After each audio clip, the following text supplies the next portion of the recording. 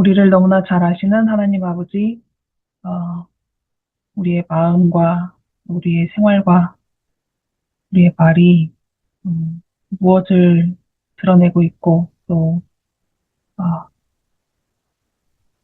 무엇을 가리키고 있는지 다 드러나고 있습니다. 그렇지만 우리는 아닌 척, 또 더 나은 척 그렇게 노력을 할 뿐입니다. 저희로 진실되게 아버지의 청지기로서 살 수 있도록 인도하여 주시고 이 땅에서 살아가는 동안 우리에게 주어진 것들을 음, 내 것이라 생각하지 아니하고 아버지의 것을 어, 빌려서 또는 청지기로서 사용하고 있는 것을 늘 기억할 수 있도록 인도하여 주시옵소서. 저희 공부하는 중에 필요한 지혜를 모두 허락하여 주시고 어, 이러한 저런 사정으로 오늘 참석하지 못하는 어, 분들에게 혹시 문제가 있거든 문제를 해결하여 주시고 또 건강에 어, 불편함이 있거든 그 불편함을 또 아픔을 해결하여 주시옵소서. 예수님의 이름으로 기도합니다. 오늘은 제목을 그대 주머니 속 우리의 재물 이렇게 적었습니다. 아직은 페레아 봉사 기간인데 이제 뭐 지난주도 그랬지만 장소를 정확하게 어디라고 특정하지 못하는 상황이고요. 15장의 내용 보면은 이제 잘 알고 있던 그 비유, 그죠? 뭔가 잃어버린 양과 동정과 아들 이야기가 나오고, 감사하게도 그냥 잃어버린 채로 이야기가 끝나는 건 하나도 없고 다 찾았습니다. 그리고 16장에서 이제 오늘 다룰 것은 불의의 재물 이야기가 되겠습니다. 누가복음 15장은 이렇게 시작을 해요. 모든 세리와 죄인들이 말씀을 들으러 가까이 나오니 바리새인과 서기관들이 수군거려 이르되 이 사람이 죄인을 영접하고 음식을 같이 먹는다 하더라. 예수께서 그들에게 이 비유로 이르시되 너희 중에 어떤 사람이 양 100마리가 있는데 그 중에 하나를 잃으면 99마리를 들에 두고 그 잃은 것을 찾아내기까지 찾아다니지 아니하겠느냐. 이렇게 하시면서 첫 번째 잃어버린 양의 비유를 시작을 하십니다. 바리새인과 서기관들이 예수님을 향해서 이 사람이 죄인을 영접하고 음식을 같이 먹는다라는 말을 하니까 이제 예수님이 이런 비유를 시작하셨대요. 그래서 잃은 양을 찾아오는, 그다음에 잃어버렸던 동전을 찾고 또 잃어버렸던 아들이 돌아오는, 아들을 찾는 그러한 탕자의 비유까지 세 가지가 나옵니다. 15장의 비유들은 사람들이 흔히 멸시하는 자들을 위한 하나님의 관심, 그들의 마음을 얻기 위한 하나님의 노력, 그리고 그들이 그분의 호소에 응답할 때 느끼는 그분의 기쁨을 강조하는 비유라고 정리를 할 수 있습니다. 자, 세 가지 비유인데 이 비유를 한 가지 한 가지 다 설명하지는 않을 거예요. 자, 첫 번째는 잃은 양의 비유가 나오죠. 자기가 나는 길을 잃었구나.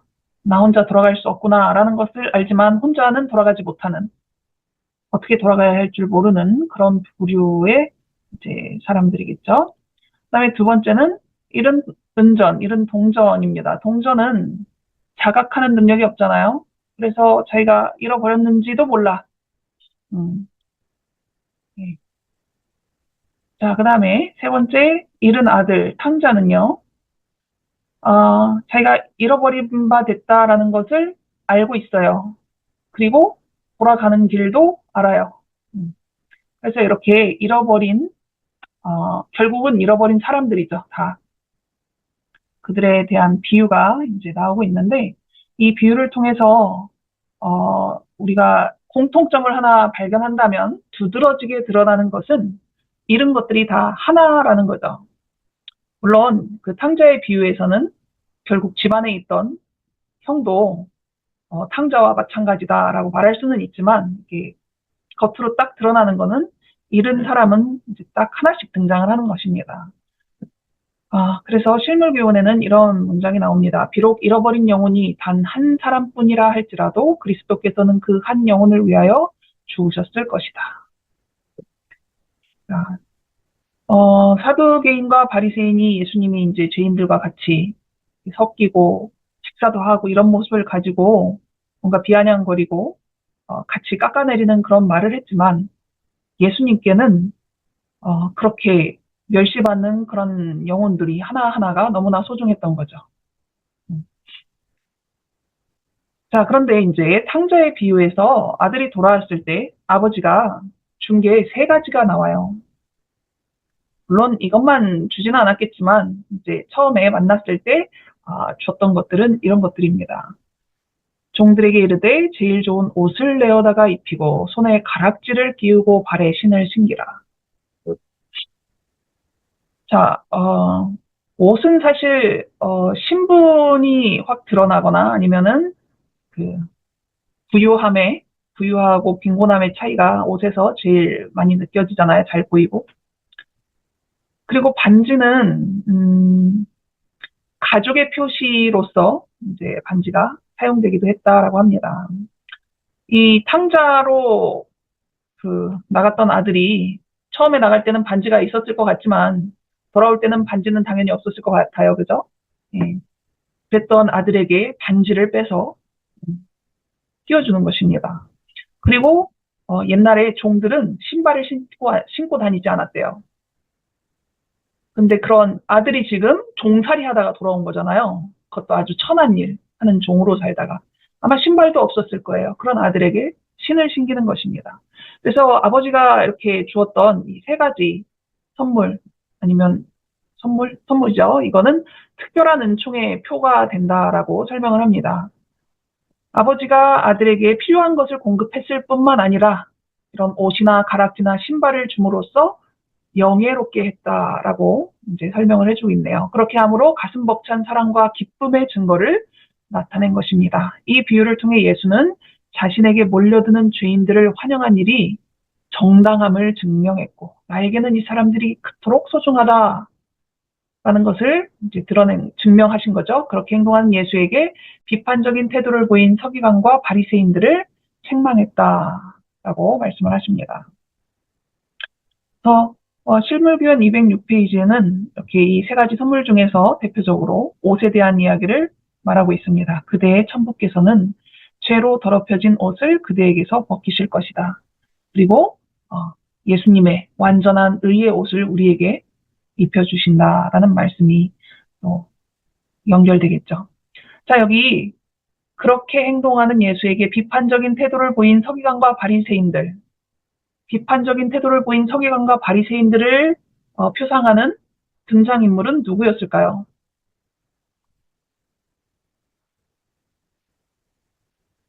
비유 속에서.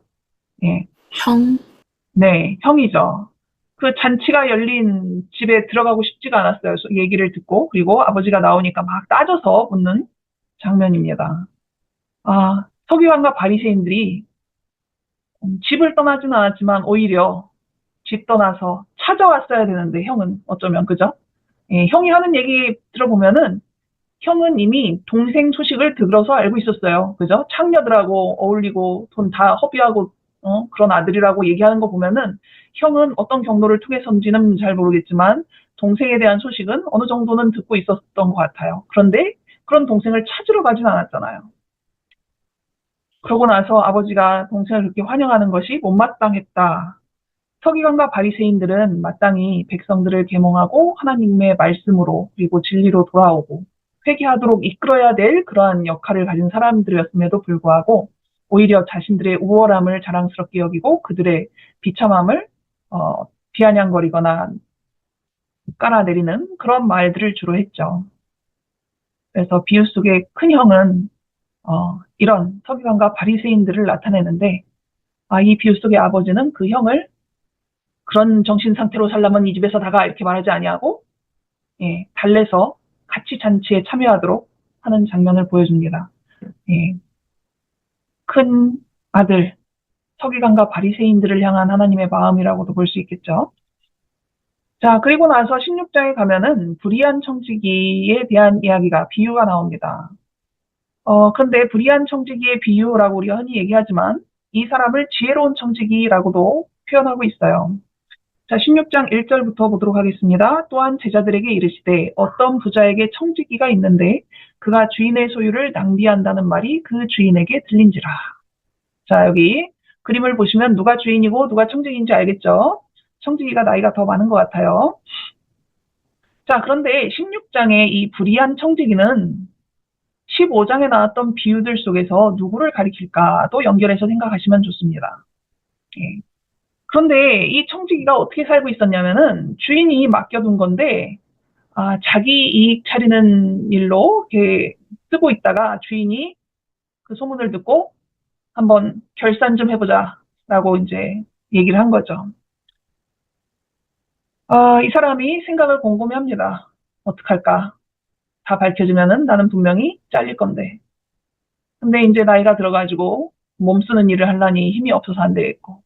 뭐 여러 가지 고민을 하다가 아, 묘안을 떠올렸죠. 5절입니다. 주인에게 빚진 자들을 일일이 불러다가 먼저 온 자에게 이르되 내가 내 주인에게 얼마를 빚졌느냐. 뭐 이런 식의 이제 질문을 사람들이 찾아오면 계속 합니다. 그래서 예를 들어서 100만 원 빚졌습니다. 그러면은 그 회계장부를 고쳐주는 거죠. 80만 원 빚진 걸로 해라. 뭐 누가 오면은 50만 원 빚졌습니다. 그러면 넌 20만 원만 빚진 걸로 해라. 뭐 이런 식으로 바꿔주잖아요.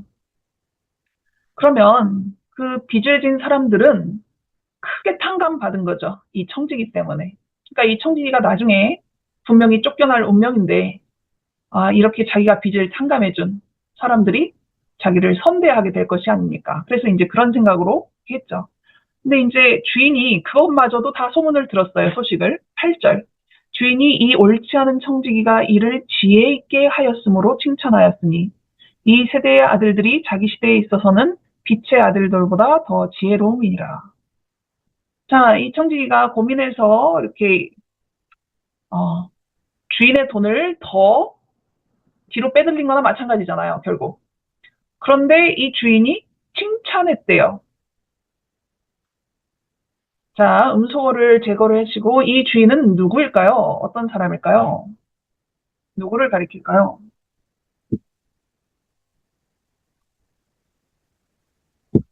그냥 이런 주인은 항상 예수님 아니에요? 예수님입니까? 네. 그리고 표지은 집사님 동의하신다는 끄덕끄덕이셨나요? 예.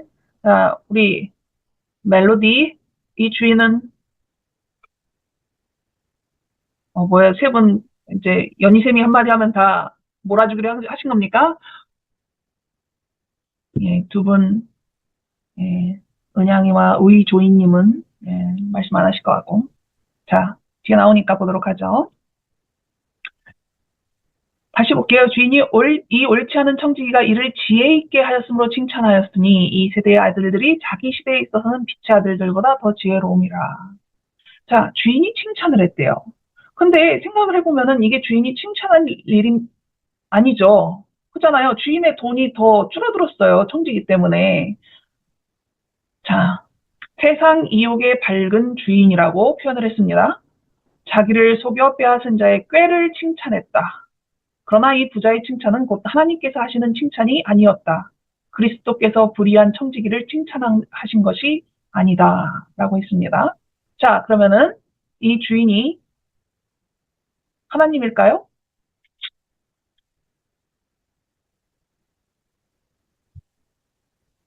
자, 여기 나오는 주인은 그냥 이 세상에서 주인 자체도 그닥 특별하게 의롭거나 그러지 않은 평범한 또 불의한 욕심 챙기는 세속적인 이 세상의 어떤 사람입니다. 이 종이 정말 잘해서 주인의 그 뭐 이익이 늘어났거나 그래서 칭찬을 한 게 아니죠. 어라 이놈 봐라. 지 살 길을 찾았네. 그 부분을 제법인데 하고 칭찬을 해준 거예요. 정말로 이 일이 의롭고 선해서 칭찬한 게 아니라 자기 살 길을 찾아서 그렇게 일을 처리한 그것을 칭찬했다라는 뜻입니다. 결국 이 종은 뭐 쫓겨났겠죠. 주인의 재산을 더 깎아먹었는데 어떻게 그러겠어요. 그럼에도 불구하고 자기 스스로를 위해서 이런 꾀를 낸 것 자체는 인정을 받은 거죠. 정말 의롭고 잘해서가 아니라 자, 아까 제가 이 종이 누군지 한번 생각해 보라고 말씀을 드렸는데 이스라엘 백성은 하나님께 청지기와 같은 사람들이었어요. 그 민족 전체가, 그죠? 그 나라가. 그런데 하나님이 그들을 청지기 삼으신 것은 청지기들로 하여금 다른, 그죠? 하나님을 아직 잘 모르는 다른 사람들이나 이웃 사람들에게 본이 되고 또 뭔가를 베푸는, 하나님을 알리는 그런 도구로서 그들을 청지기로 삼으셨는데, 하나님이 주신 복들은 자기들만을 위한 것이라고 생각하고, 그죠? 자기들만 높이는 데 사용했다라고 말하고 있습니다. 자부심과 스스로 의롭다는 생각으로 가득 찬 바리새인들은, 이 시대에는 특별히 바리새인들이 더 그랬겠죠. 빌려주신 선물을 오용했던 것이다 라고 합니다. 역사적으로 볼 때는 이스라엘 민족이 그랬고, 예수님 당시로 가자면 조금 더 좁게 생각해서 바리새인들이 특히 더 불의한 청지기 같이 하고 있었던 거죠.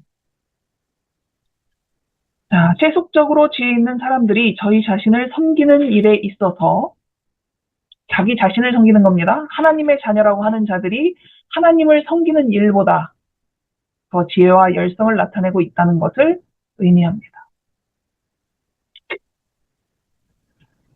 그러니까 이 일이 조금 더 여기에 나온 말씀이 가슴 아프지 않으려면은 하나님의 자녀라고 하는 사람들이 하나님을 섬기는 일을 세상 사람들이 자기 섬기는 일보다 더 열심히 해야 되는데 그러지 못하고, 그죠? 네. 자, 그런데 9절에 이 비유에 이어서 이런 말씀을 하시죠. 내가 너희에게 말하노니 불의의 재물로 친구를 사귀라. 그리하면 그 재물이 없어질 때 그들이 너희를 영주할 처소로 영접하리라. 아, 불의의 재물로 친구를 사귄다. 자, 불의의 재물은 어떤 재물일까요? 대답을 듣도록 하겠습니다.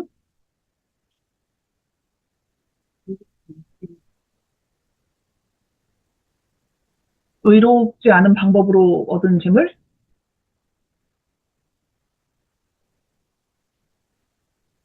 자, 불의의 재물.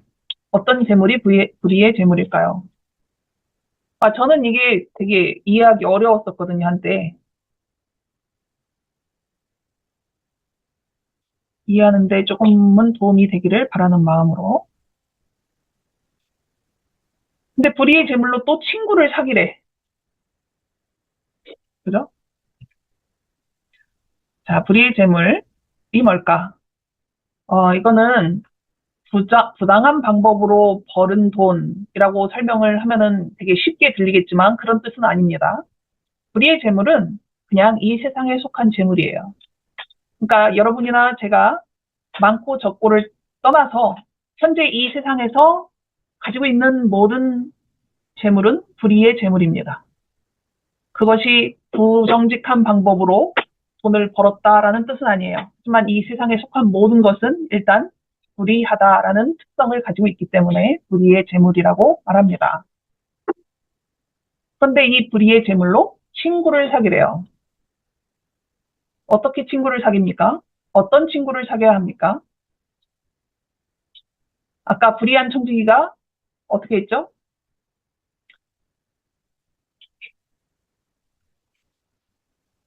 빚을 감면해주는 그죠? 그런 방법. 여러분은 빚이 있으신가요? 자, 빚 있다. 손 들어보세요. 아, 예, 연희샘만 없네요. 네. 아, 콩도 없답니다. 아, 빚이 있다는 건 참 깝깝한 일이에요. 그죠? 예, 물론 매일매일 그것을 생각하지 않고 잊은 채로 지내는 시간들이 있으니까 그나마 살지. 그것만 생각하면 엄청 깝깝하죠. 그런데 그 불의의 재물로 친구를 사기라고 했는데 아까 그 비유하고 연결하여 생각한다면 빚을 진 사람들의 짐을 덜어준 거잖아요. 그죠? 여기서 빚은 꼭 돈을 의미하지는 않는 것 같습니다. 예. 친구 사귀는 법 한번 보죠. 실물교원에 나온 말씀입니다. 하나님과 그리스도의 천사들은 괴로움을 당하는 사람들과 고생하는 사람들과 죄에 빠진 사람들을 위해 봉사하고 계신다. 그대가 이 일을 위하여 그대 자신을 하나님께 바치고 하나님이 주신 선물을 이 목적을 위하여 사용하게 된다면 그대는 하늘 천사들과 협력하게 되는 것이다. 이 세상의 재물이 다 없어질 때 하늘집의 문지기들이 그대를 환영하여 맞아들일 것이다.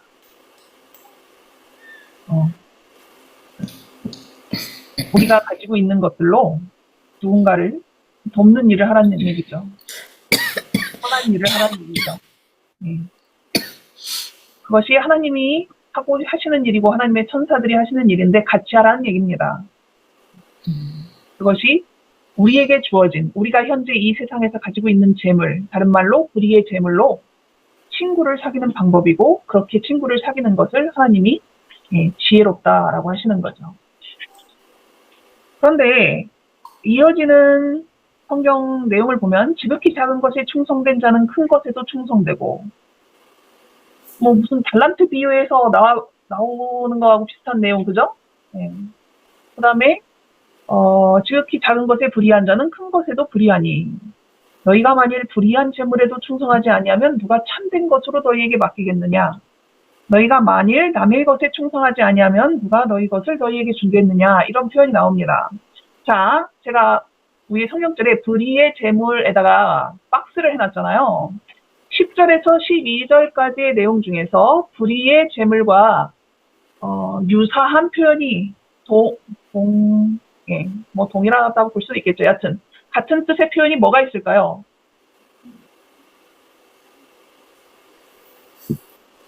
남의 것, 남의 것, 또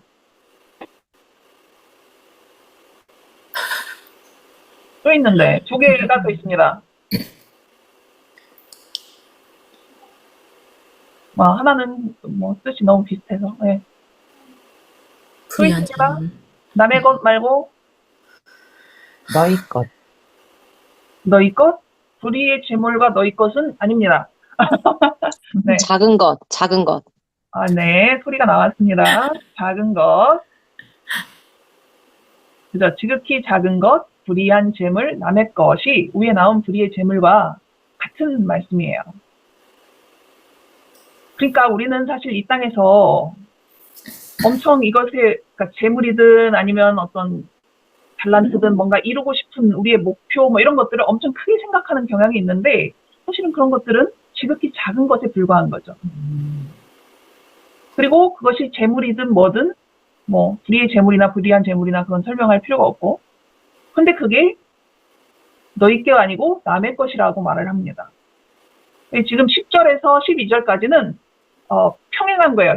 9절부터 12절까지는 같은 내용을 다시 이렇게 저렇게 달리 표현했을 뿐이지 결국 같은 이야기를 하고 있는 겁니다. 근데 이 불의한 재물, 하나님이 이 땅에서 우리에게 관리하라고, 하나님의 일을 하라고 주신 그러한 것들은 우리 게 아니죠. 제 이름으로 된 통장에 들어있는 돈이라 할지라도 네 게 아니다라고 말씀을 하십니다. 그리고 그거 큰 거 아니야 라고 얘기하십니다. 그런데 이 땅에서 사는 동안 우리는 그것을 충성스럽게, 그죠? 잘 관리해야 돼요. 만약에 우리가 뭔가 돈을 맞는 그런 일을 했는데, 여기서 뭐 교회에서 재무하시는 분도 있지만, 재무 일을 하는데 몇 년을 하셨잖아요? 할 수 없이.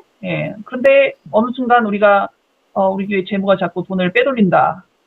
라는 것을 눈치를 채게 된다면, 당장에 재무를 바꾸든지, 내년에는 저 사람 도저히 재무시키면 안 되겠다. 이렇게 할 거 아니에요.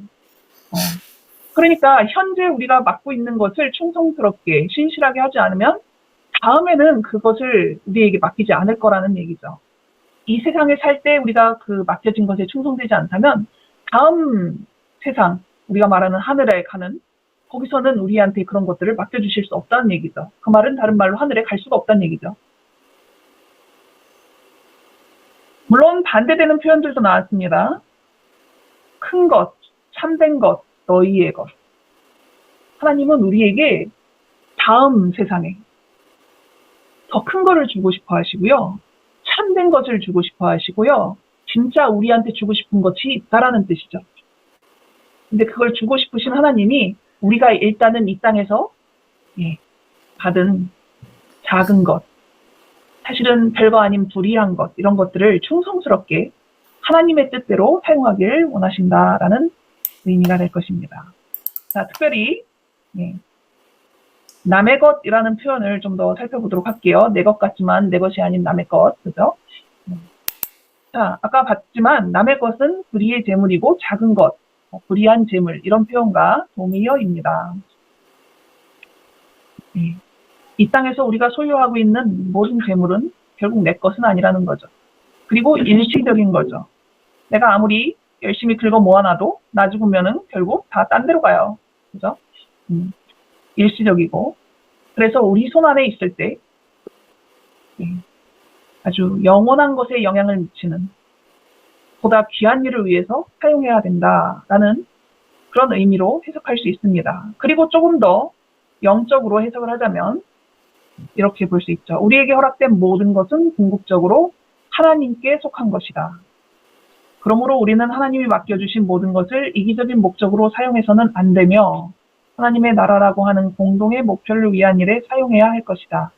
이 세상 모든 재물의 소유권은 하나님께 있다.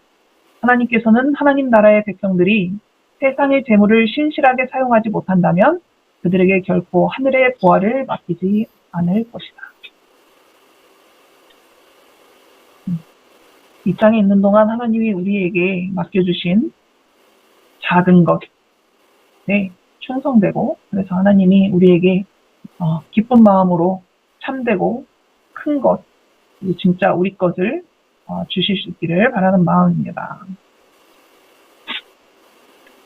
실물교훈에 있는 말씀이에요. 그러므로 그대가 천국에 가기 전에 그대의 재물이 먼저 하늘에 쌓이게 하라. 하나님의 보좌 옆에 그대의 재물을 쌓아두라.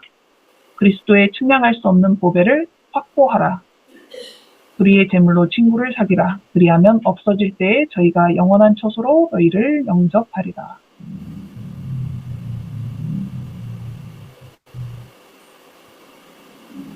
우리가 바리새인이나 서기관들처럼 우리 스스로를 위해서만 주신 것을 사용할 때 하나님께서는 진짜 주고 싶었던 것을 우리에게 주지 못해서 안타까워하실 것 같습니다. 자, 이제 마무리를 하면서 오늘의 마지막 페이지에는 노래 가사가 나오는데 무슨 노래가 나올까요? 오늘은 제가 부르지 않겠습니다. 가사만 부르도록 하겠습니다. 뭐가 나올까?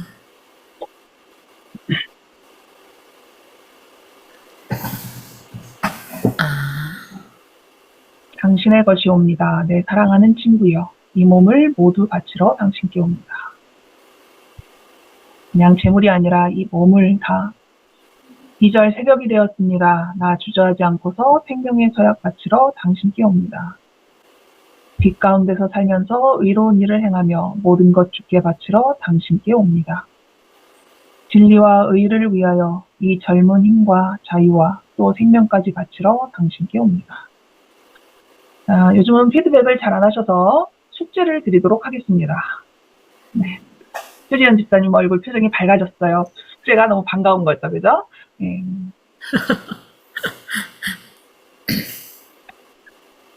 자, 오늘 잠들기 전과 내일 아침 깨어서 이 찬양을 부르시면 됩니다.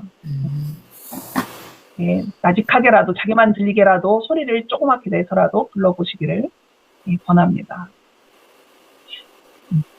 자, 기도하고 오늘 공부를 마치도록 할게요. 아버지 하나님, 아버지께서 저희에게 작은 것들을 맡기셨습니다. 이것은 우리의 것도 아니고 영원하지도 않은 것들입니다.